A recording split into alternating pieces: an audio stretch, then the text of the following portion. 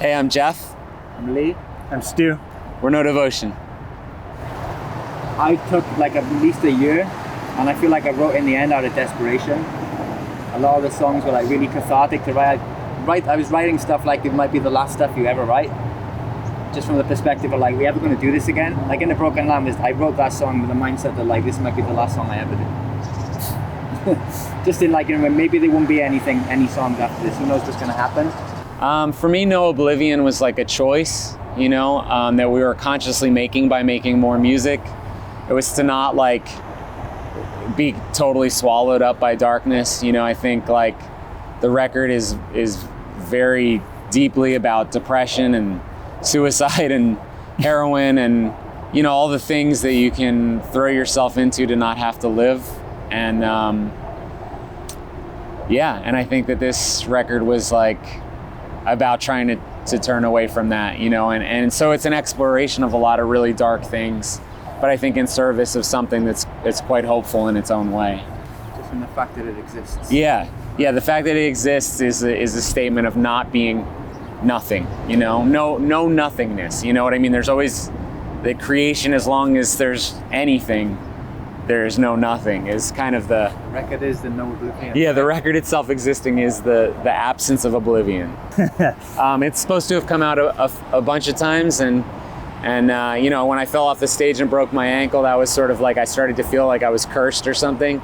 But I think it's just everything has to happen in its own time, you know, and this record's so important to the three of us that I think we need to be patient for it, you know, that when it comes out, it's got to come out at the right time, and rushing it out and then having it just disappear, it just doesn't feel right. I haven't played a single show for 7 years, which is the longest time in 31 years of being a musician. So for me, it's weird.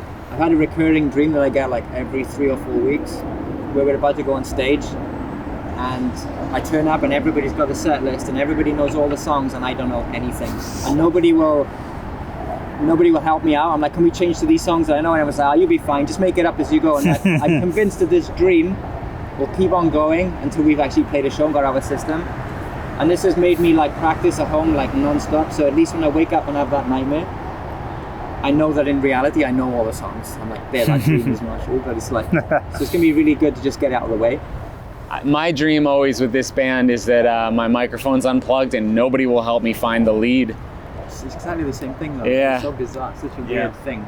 Yeah, I mean, it's intense. You know, when I was a kid, when I was like 6 or 7, my parents have told me that I used to have a recurring dream that I was standing on stage and there were lights on me and I had a microphone and I couldn't sing. And I would wake up so upset, and I had never sung. I had never been a singer in anything. That's crazy. And they said when I started singing in bands, they thought, that's really weird. That's really weird that he had like anxiety dreams about being on stage with a microphone. Even before he wanted to do it. I wanted to be like I wanted to be an astronaut or whatever. Spider-Man. I wanted to be Spider-Man. I wanted to have He-Man muscles and You can still do that. That's right. Yeah. I'm in a band with Stu. I can do that. I'm really excited to play Cardiff again. Like my hometown. Like that's always crazy special to me. So that I'm looking forward to that. I'm still trying to figure out the logistics of doing everything on stage, you know, like what keyboard parts we're gonna play, when we're gonna, you know, all those kind of things. It's gonna be super fun to like figure this out. So that's my next couple of weeks is kind of figuring out how to play this live. You know, I think with sequences and a couple of us playing keyboards and things, it's gonna be really cool to like play a show like we've never played before, basically. You know, usually it's just go on stage and play guitar. This is like a whole new thing.